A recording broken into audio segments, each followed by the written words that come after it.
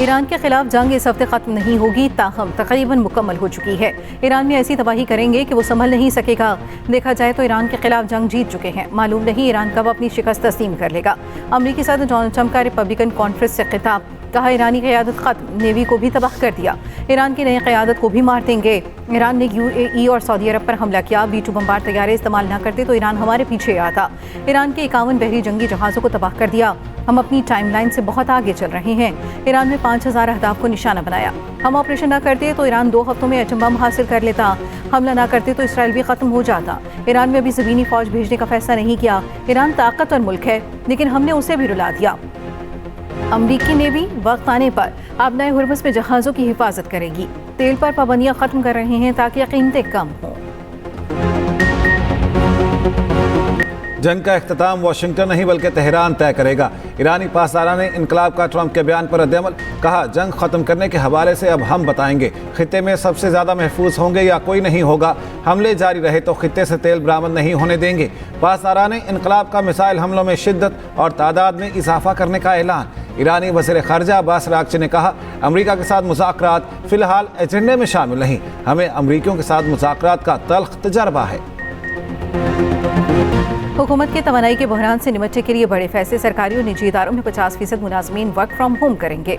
दफातर हफ्ते में 4 दिन खुलेंगे। सरकारी इशाइयों और अफ्तार पार्टियों पर पाबंदी लगा दी गई।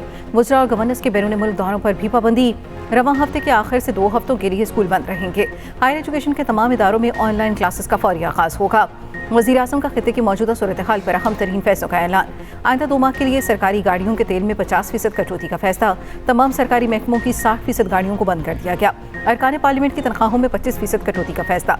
2 माह के लिए काबीना अरकान मुशीर और मावनीन ख़ुसूसी तनख्वाह नहीं लेंगे। विफाकी सूबाई वज़रा, मुशीरों और मावनीन ख़ुसूसी के बैरून मुल्क दौरों पर पाबंदी आयद। सिर्फ मुल्क के लिए इंतहाई नागुज़ीर दौरों की इजाज़त होगी। तेल की बचत के लिए हफ्ते में 1 इजाफी छुट्टी देने का फैसला। इतलाक बैंकों पर नहीं होगा। सेमिनार्स होटलों के बजाय सरकारी मकामात पर होंगे। सरकारी शोबे में इंतहाई ज़रूरी सर्विसेज छोड़कर 50% स्टाफ काम करेगा।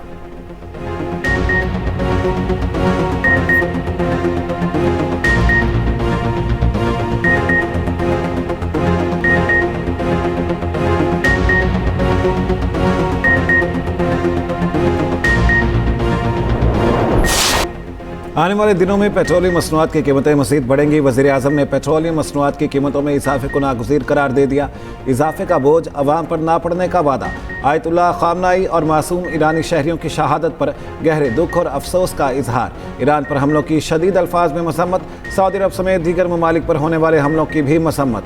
कौम से खिताब करते हुए वज़ीर आज़म शहबाज शरीफ ने कहा पाकिस्तान इस आजमाइश की घड़ी में इन ममालिक के साथ शाना बशाना खड़ा है। हालात यही रहे तो तेल की कीमतें काबू से बाहर हो जाएंगी। किफ़ायत शुआरी से मुतालिक वज़ीर आज़म की ज़ेर सदारत इजलास। फील्ड मार्शल आसिम मुनीर, वज़रा और वज़राए आला की शिरकत।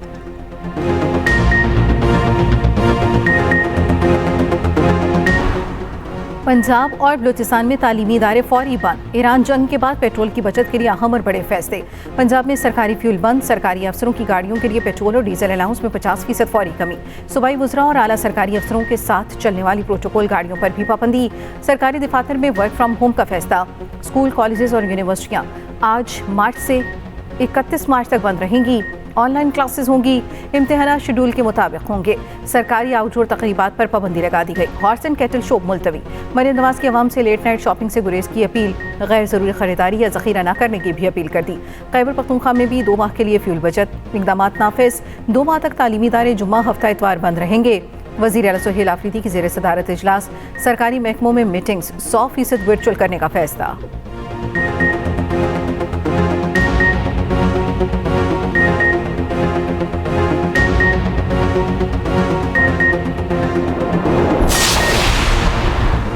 इसराइल के ईरान में तेल के 30 ज़ख़ीरों पर हमले। अमरीका और इसराइल में इख्तलाफात। अमरीका ने हमलों को हद से ज़्यादा करार दे दिया।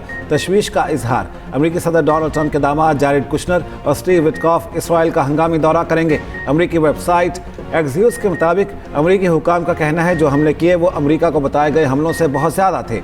इसराइली फ़ौज की तरफ से कहा गया था तेल के ज़ख़ीरों को मिलिट्री के साथ मुख्तलिफ मकामात पर तेल की फ्राहमी के लिए इस्तेमाल किया जा रहा था।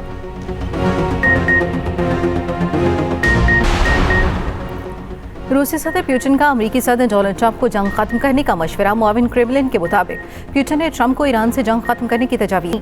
दोनों रहनुमाओं के दरमियान फोन पर बातचीत हुई। ट्रंप के करीबी साथी लिंडसे ग्राहम की मुश्तबा खामेनेई को धमकी, कहा उनका अंजाम भी वही होगा जो वालिद का हुआ। चीन की ईरान के नए सुप्रीम लीडर को निशाना बनाने की किसी भी कोशिश की मुखालफत। तर्जमान चीनी वजारत खारजा ने कहा, ईरान के नए सुप्रीम लीडर की तकर्री ईरान का आईनी फैसला है।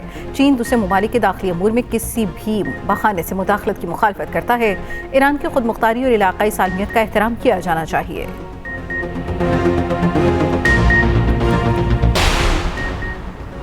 ईरान के इसराइल पर ताज़ा हमले, नेतन्याहू के घर को निशाना बना डाला। रूसी मीडिया का दावा है ईरानी हमले में नेतन्याहू का भाई मारा गया। इसराइली वजीर एतमार बिन गवेर के घर को भी निशाना बनाया गया। तल अबीब और मकबूजा बैतुल मक़दस में धमाके, तल अबीब में कई इमारतें तबाह। तल अबीब का सबसे बड़ा ज़ेर ज़मीन बनकर तबाह। बैत शमीस के करीब सेटेलाइट ग्राउंड स्टेशन पर ईरानी मिसाइल हमला।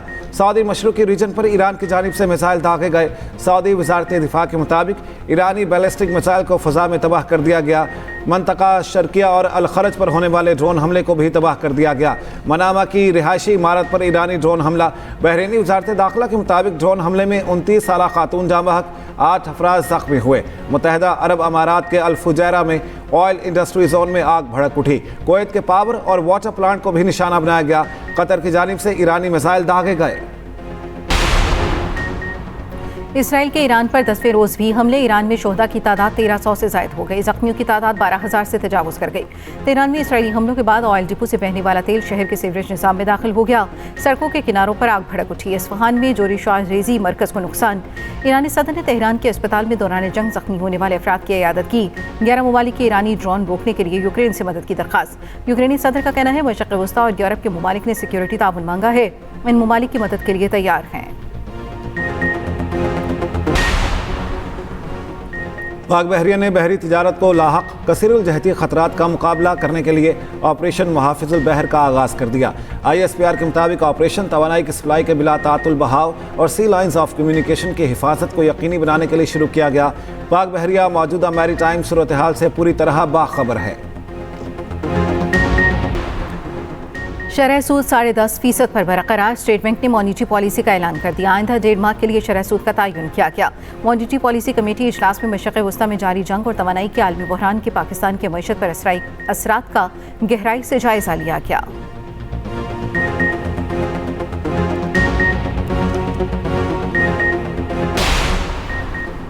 अमेरिका ने अफगानिस्तान को नाजायज़ गिरफ्तारियां करने वाला मुल्क करार दे दिया।